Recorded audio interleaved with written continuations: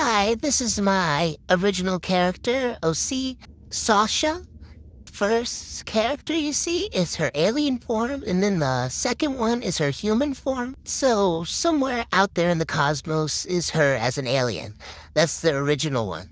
And then on Earth, there is a counterpart to her. So they're not connected in any way other than in looks. They have almost the same personality. So the same way of thinking about things, almost complete copies, but in two different mainframes, if that makes sense. In space government, by law, everyone has to have a buddy.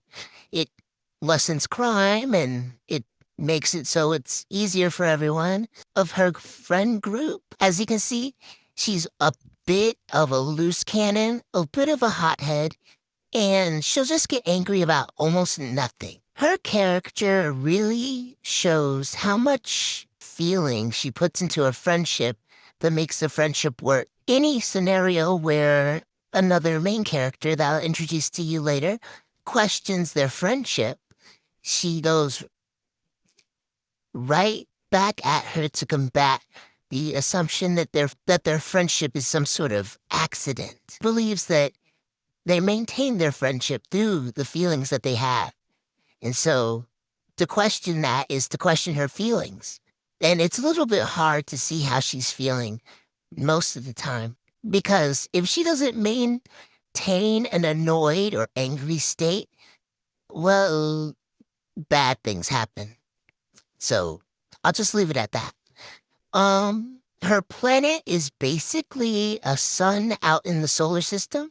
Not Earth's sun, but um, pretty close to our nearest sun, lives isolated on a lone city. Her only contact is the little blobfish that float through the sky, also made out of a sort of plasma lava hybrid that gained its own sentience that gives her the mail most of the time and doesn't chat but tries to pretend to. They basically are like cosplaying mailmen, um, which I guarantee is not an original idea for a fish to cosplay as mailmen. They are a lone species. The only import and export of their whole planet is energy crystals or energy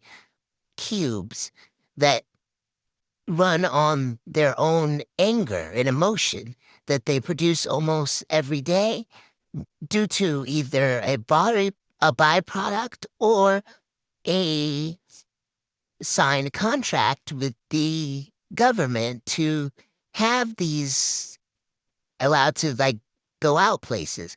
There's a Starbucks on the sun. Stop laughing.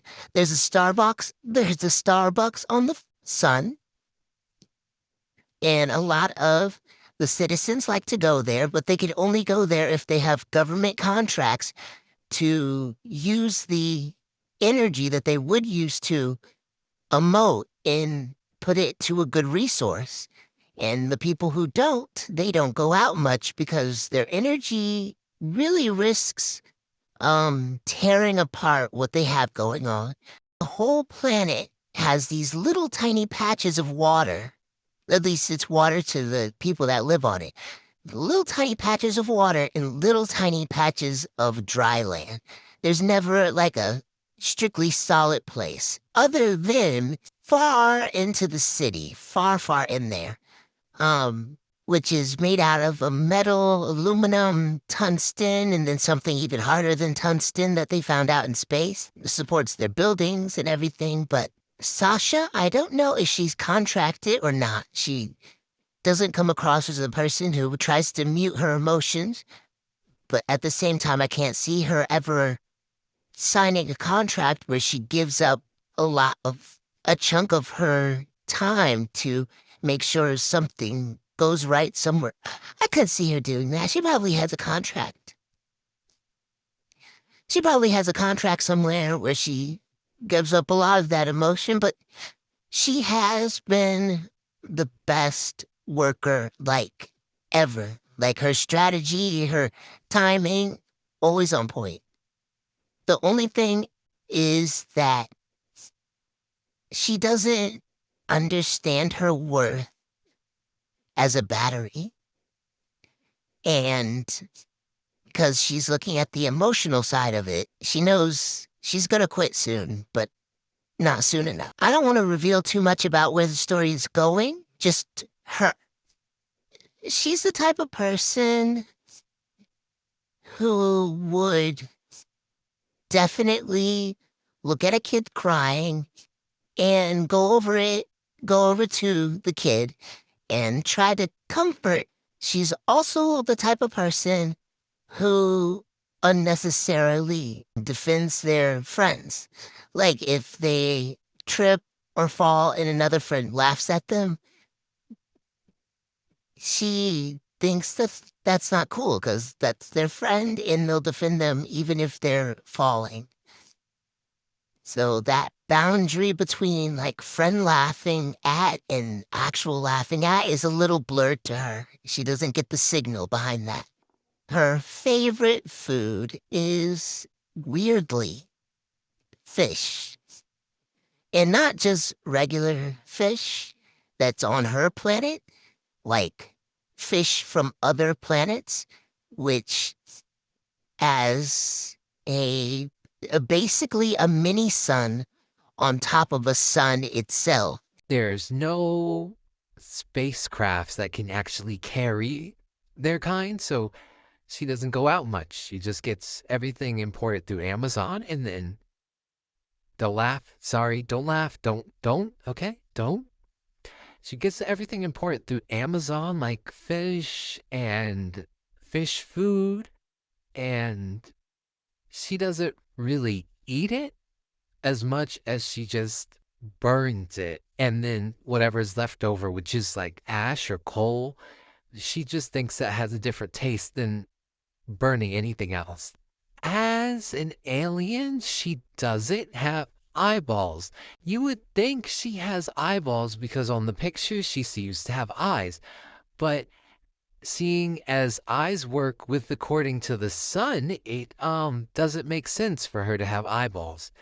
So what she does is she has these lasers that are constantly coming out of her eyes that like bounces off a heat wave, not a killer one, not a radiation, but like a just a solid cute little heat wave that bounces back to see what stuff is. It's basically like an eye, but she uses smell and heat to see. And how does she use smell when she has no receptors? Don't talk to me about receptors. She has receptors. She just doesn't have eyeballs. And I think that's completely appropriate for an alien to have no eyes, but have a nose. I mean, look at the aliens that we have. Like there's, Wally. Wally is a complete, like, what is that? It's a robot. But you know, the villain of Wally has no he has one eye. Um the vacuum, the vacuum in Wally has no eyes, and I'm pretty sure because I might have just saw Wally and I might have not. Like, don't test me. I don't like saying um since don't laugh at me. Since her favorite color is, of course, red. Her favorite food, fish. She is hothead, but an unjustified one. She, it's hard for her to maintain her status of being a hothead when her friends seem to lower her temperature every time, which is like close to death. But it's sweet because she just can't get mad or angry around them. And she finds every excuse in the book to be like, okay, I am angry all the time because that's her job and her status. And the government maintains like a certain level of energy while you're in your home. That way you can maintain like energy production. But she just is letting them down. At least that's how she feels.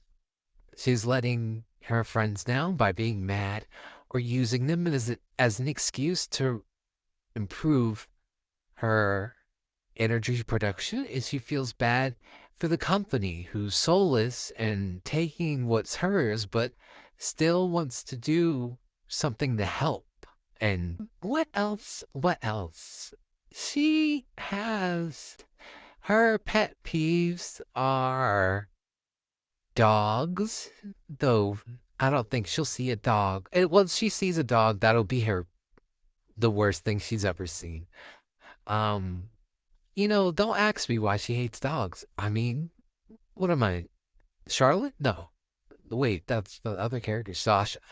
Sasha? No, I'm not Sasha. I'm not her. Um, the name Sasha I thought was funny because Sasha is the name of, it's a masculine name in Russia, and I think it's very pretty for this character in this very hot environment, not Russia, not a cold environment. So I thought it was funny. She is pretty cool. Cannot talk about much of that, but I would like to talk about her character, but I don't know if I put her through enough scenarios. Oh, she has her best friend has to be her best friend is FC. Her definitely best friend is FC.